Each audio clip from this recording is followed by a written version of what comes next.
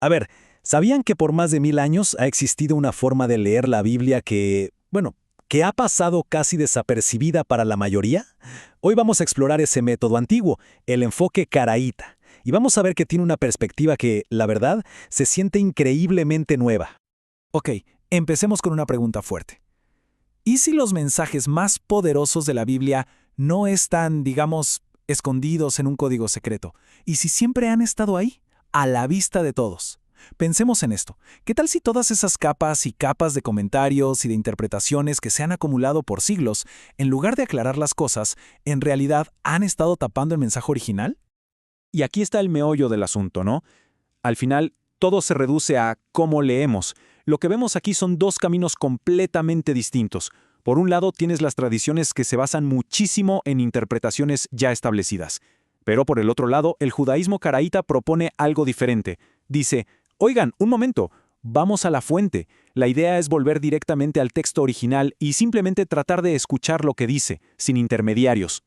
Y es justo ahí donde entra el enfoque caraíta. Este es el método en el que nos vamos a meter de lleno. Ojo, y esto es súper importante. No se trata de decir no a toda la tradición y ya está. Para nada. La idea no es rechazar por rechazar. Piénsenlo más bien como si fuera una excavación arqueológica. El trabajo es quitar con mucho cuidado, con una brochita, todas esas capas de polvo y comentarios acumulados por siglos. ¿Para qué?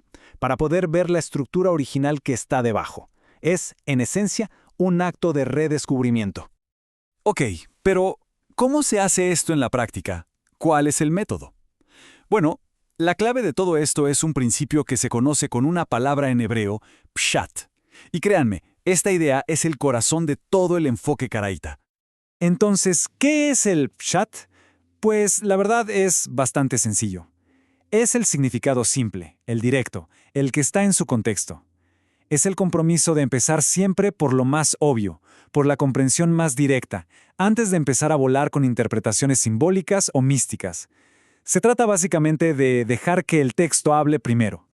Y esto no es una filosofía abstracta, ¿eh? Es un proceso súper práctico, de 4 pasos. A ver, primero, empezar por lo básico de lo básico, la gramática del hebreo original. Después, abrir el zoom, entender el contexto histórico, qué estaba pasando en ese momento.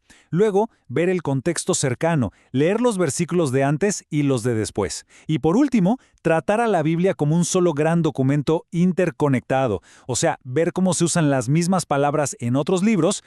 Al final de cuentas, todo se resume en esta frase. La Biblia es su propio mejor comentario. En lugar de correr a buscar una guía externa, el método del pshat parte de la base de que el texto se explica a sí mismo. Por ejemplo, una palabra que parece súper complicada en el libro de Levítico, de repente cobra todo el sentido cuando ves cómo se usa en el libro de Isaías. Es como un sistema que se autoexplica, ¿se entiende? Es coherente por sí mismo. Muy bien, ya vimos la teoría, pero ¿cómo se ve esto en la práctica? Vamos a lo concreto. Veamos un par de acertijos bíblicos bien famosos para entender cómo este enfoque nos puede dar soluciones, la verdad, bastante elegantes y a veces hasta sorprendentes.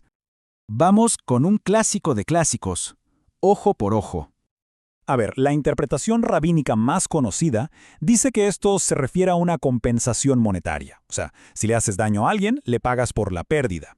Pero la lectura caraíta dice un momento. Vamos a tomarlo literalmente, sí, pero, y esto es clave, dentro de su contexto legal antiguo. En ese mundo, ojo por ojo era un principio de justicia equitativa, para que el castigo fuera proporcional al crimen. No era una invitación a la venganza personal. El calendario es otro ejemplo buenísimo. Muchos calendarios religiosos hoy en día se calculan con años de anticipación, ¿cierto? Todo matemático. Pero el enfoque caraíta, al intentar seguir el texto que dice «observa el mes de Aviv», se basa en la observación del mundo real. Esto significa que hay que salir, buscar la luna nueva en el cielo y literalmente ir a ver cómo está la cosecha de cebada. El resultado es un calendario vivo, dinámico, que está conectado con la naturaleza y las estaciones. Y aquí la cosa se pone fascinante. Este enfoque de ir al hebreo original destapa un montón de matices que simplemente se pierden en la traducción. Por ejemplo, en español decimos crear, pero en hebreo bíblico hay 2 palabras, bará, que es crear algo de la nada, y asá, que es darle forma a algo que ya existe. O piensen en la palabra alabar. En hebreo hay como 7 palabras distintas, cada una con un toque diferente. Pequeños detalles como estos pueden cambiar por completo la lectura de un pasaje tan conocido como el Génesis. Pero, a ver, todo esto no es solo un ejercicio para académicos, ¿eh? En realidad, lo que hace es algo bastante radical. Le quita el poder de la interpretación a un grupo pequeño y lo pone en las manos de cada lector. Y todo se puede resumir en este lema, que es simple pero súper poderoso. Busca bien en las Escrituras. Pensemos un segundo en lo que significa esa frase. No dice escucha bien a los expertos ni acepta lo que siempre se ha dicho. No. Es una orden directa para que cada persona busque por su cuenta. La implicación es enorme. Le da a cada quien el poder de tener una relación directa con el texto. La responsabilidad de entender recae en el lector. Básicamente es una democratización total del proceso de interpretación. Bueno, ¿y por qué debería importarnos hoy un método que tiene 1000 años? Pues resulta que este enfoque antiguo nos da herramientas súper útiles para quien sea que lea la Biblia en la actualidad. Es como si nos pusiera unas barandillas de seguridad para nuestro propio estudio. Para empezar, nos frena para no meter nuestras ideas modernas en un texto que es antiguo. También nos obliga a separar claramente lo que dice la Biblia de lo que dicen las tradiciones que vinieron después. Y al hacer eso, se logra preservar el mundo único y original de las Escrituras, y muchas veces uno se sorprende de lo coherente que es el texto por sí solo.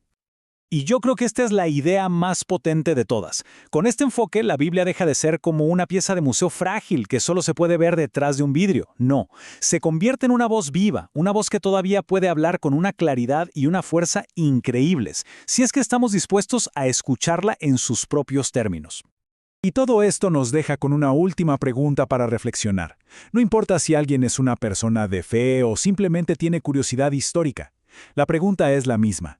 ¿Qué sabiduría oculta podría estar esperando a ser descubierta si tan solo le diéramos al texto la oportunidad de hablar por sí mismo?